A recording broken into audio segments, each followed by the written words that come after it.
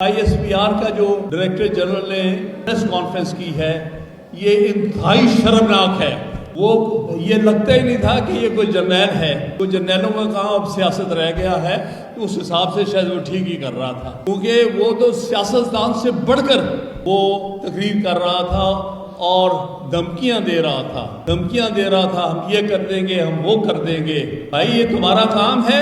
پاکستان کے عوام سے، پاکستان کے ٹیکسوں سے تم تنخواہ لینے والے، تم سیاست کرنا چاہتے ہو؟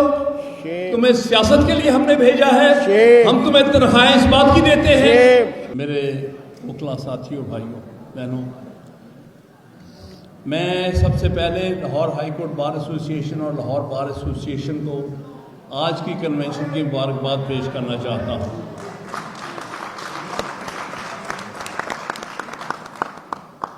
ہم بہت ممنون ہیں جناب علی احمد کرس سے، راہب بلیدی صاحب سے اور دوسرے جو ہمارے ساتھی کوئٹہ سے تشریف لائے ہیں اس کنونشن کے لیے۔ ہم ان کے بڑے ممنون اور مشکور ہیں، کیونکہ یہ کوئٹہ سے ہمیں ہماری لیڈرشپ جو ہے وہ اس تحریک کو لے کے سب سے آگے جا رہی ہے۔ اگر میں کہوں ون سنگل پوائنٹ جہاں سے تحریک سب سے آگے ہے وہ بلوچستان ہے، اور ہم بلوچستان کے وکلا کو خراج تحسین پیش کرنا چاہتے ہیں۔ اس کے بعد ہمارے کراچی سے آئے ہوئے، سندھ سے آئے ہوئے ساتھیوں کو میں مبارکباد پیش کرنا چاہتا ہوں کہ وہ جس تیزی کے ساتھ یہ موومنٹ لے کے جا رہے ہیں وہ قابل بہت تحسین ہے، اور ہمارے نئے منتخب سندھ ہائی کورٹ بار ایسوسی ایشن کے صدر جناب جمالی صاحب، حسیب جمالی صاحب، ان کی شاندار کامیابی در حقیقت ہماری موومنٹ کی کامیابی ہے انشاءاللہ، اور انشاءاللہ سندھ میں اس موومنٹ کو یہ اور کراچی بار ایسوسی ایشن کے ہمارے بہادر صدر جناب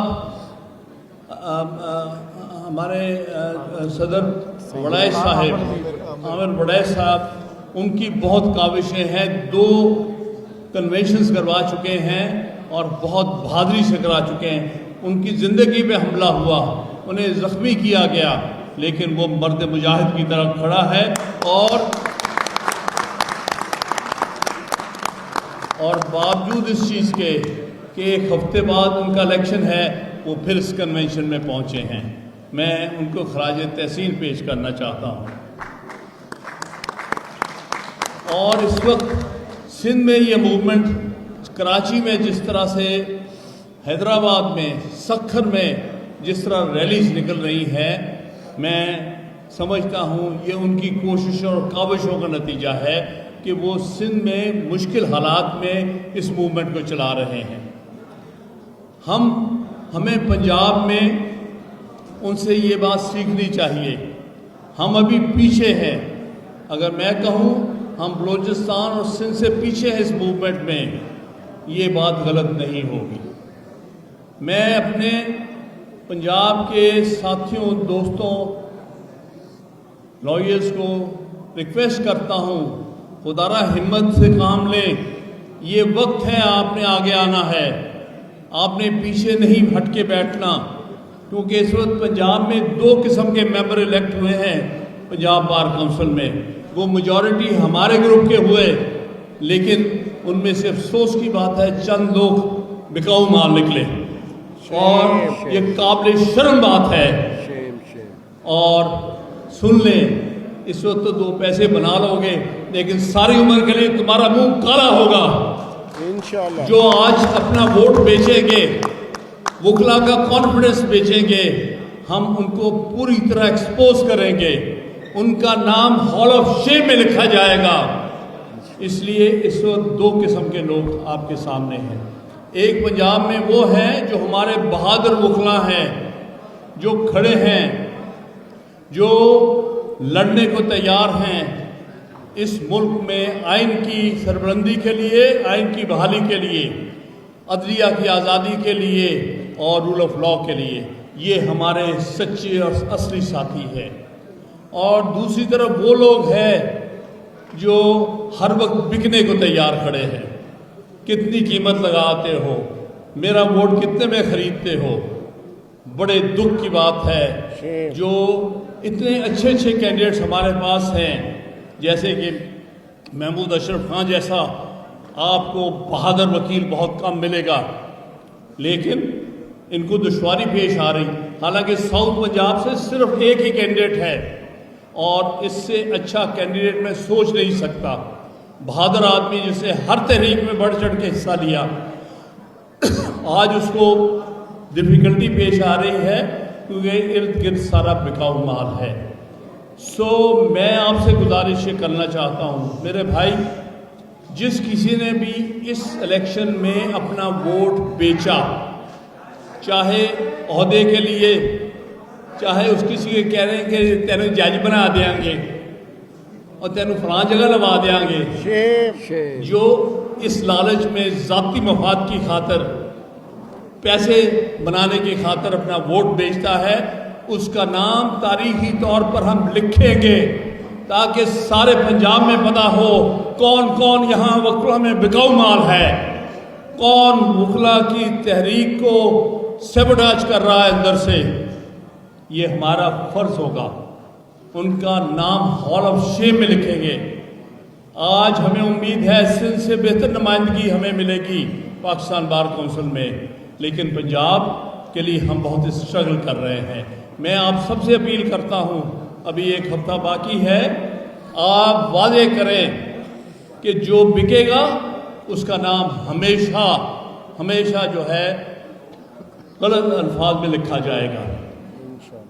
اس کے علاوہ جو اس ملک کے ساتھ ہو رہی ہے, کل جو آئی ایس پی آر کا جو ڈائریکٹر جنرل نے کل جو پریس کانفرنس کی ہے, یہ انتہائی شرمناک ہے. وہ یہ لگتا ہی نہیں تھا کہ یہ کوئی جرنیل ہے.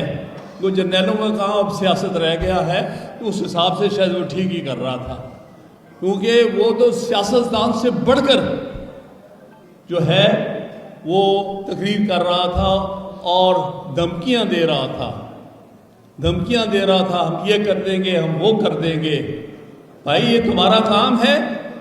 پاکستان کے عوام سے, پاکستان کے ٹیکسوں سے تم تنخواہ لینے والے, تم سیاست کرنا چاہتے ہو. تمہیں سیاست کے لیے ہم نے بھیجا ہے. ہم تمہیں تنخواہیں اس بات کی دیتے ہیں کہ تم جا کے سیاست کرو. لہذا دیکھیے, ایک وقت آپ کو وکلا بھائیوں کو کرنا پڑے گا. ایک بات یاد رکھیں, اس ملک میں اگر کوئی آزاد پروفیشن ہے تو وہ وکلا کا ہے, اور آپ کی طرف ساری قوم دیکھ رہی ہے کہ آپ اس ظالمانہ رجیم, جو دکھانے کو تو سویلین رجیم ہے, اصل میں فوجی مارشل لا سے بدتر رجیم ہے. اتنا تو ظلم, زیادتی, جبر فوجی حکومتوں نے نہیں کیا. یہ تو مشرف کے برابر, یہ تو ضیاء الحق کے مقابلے کے یہ مارشل لا والے آ گئے ہیں. انہوں نے تو آئین کو سسپینڈ کیا تھا, یہ آئین کو مسخ کر کے رکھ دیا. انہوں نے آئین کو بیکار کاغذ کا ٹکڑا بنا کے رکھ دیا. آئین کو اس کی روح اس میں سے نکال لی. 26ویں اور 27ویں ترمیم کے بعد کوئی آئین نہیں رہ گیا.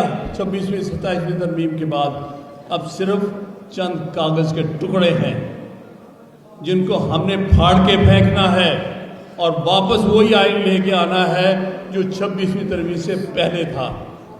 اور یہ جو تحریک ہماری ہے, میں سب وکلا بھائیوں بہنوں سے کہتا ہوں, دیکھیں یہ تاریخی وقت آ گیا ہے.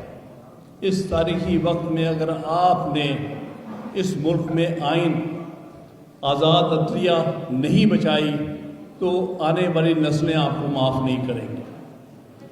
میرے نزدیک جس شخص نے بھی 26ویں 27ویں ترمیم کو ووٹ دیا ہے وہ قومی مجرم ہے, اور جو ان ترامیم کو لانے والا ہے ان کے خلاف آرٹیکل 6 کا مقدمہ چلنا چاہیے.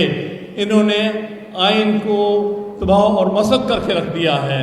یہ سارے کے سارے آرٹیکل 6 کے ملزم ہیں. मुजरिम हैं बल्कि।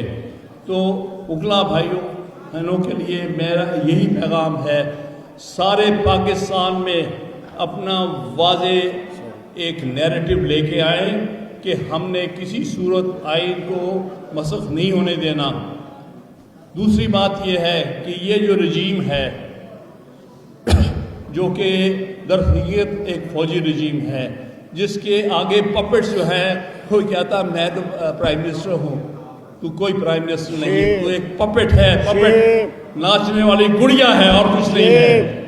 इसी तरह अपने आप को जो सदर कहता है, कोई हैसियत नहीं। ऑर्डर आ गया GHQ से, आज ही समरी बनाओ, आज ही साइन करो। आपके सामने परसों सारा ड्रामा हो गया इस मुल्क के अंदर। हुक्म आता है वहाँ से, ये तो सिर्फ उस पर चंद एक अमल करने वाले लोग हैं, अपने मफादात लेते होंगे, ज़ाती मफादात। खुदा मालूम 3 दिन नोटिफिकेशन क्यों डिले हुई, यकीनी तौर पे उसमें कोई सौदा हुआ होगा, लेकिन कौम के लिए नहीं, अपनी ज़ात के लिए। मेरे बेटे को ये बना दो, मेरी बेटी को ये बना दो, मुझे फ़लाँ चीज़ दे दो, मैं और माल खा जाऊँगा, इधर मत देखो। इसलिए सब कुछ हुआ है। इन्होंने कौमी मफाद के लिए एक कदम भी नहीं कभी उठाया। तो मैं यही अपने वकला साथियों को कहूँगा, आप ही इस कौम की उम्मीद हो, आप ही तहरीक लेके चलोगे, आप ही रैलीज निकालोगे, तभी मामलात बेहतर होंगे। ये मामला दूसरों के हाथ में मत दीजिएगा। ये आप जो करेंगे उसमें आप ज़ाती मफाद नहीं होगा। आप जो करेंगे वो दर हकीकत कौम के लिए होगा, इस मुल्क की बेहतरी के लिए होगा, इस मुल्क के आइन को बचाने के लिए होगा, इस मुल्क की अदालती निज़ाम को बचाने। अब कोई अदालती निज़ाम पाकिस्तान में नहीं है। ये जो हजरात अपने आप को किसी कोर्ट का जज कहते हैं, वो दर हकीकत वो जज नहीं हैं, वो जुडिशल पपेट्स हैं जो इशारों पर पता करते हैं कि क्या हुक्म आया GHQ से, वही फैसला कर लो। बल्कि इसने सही कहा था कि ये जो अमीनुद्दीन है, ये किसी सूबेदार से पूछा करेगा कि मेरा क्या फ़ैसला मुझे करना चाहिए इस इशू पर। इससे बढ़ के इसकी कोई हैसियत नहीं है। ये सारे जो सो कॉल्ड अनकॉन्स्टिट्यूशनल कोर्ट, जिसको मैं समझता हूँ अनकॉन्स्टिट्यूशनल कोर्ट है, उसको उसमें जो भी बैठा है वो कौम का मुजरिम है और वो इस मुल्क का आइन का गद्दार है।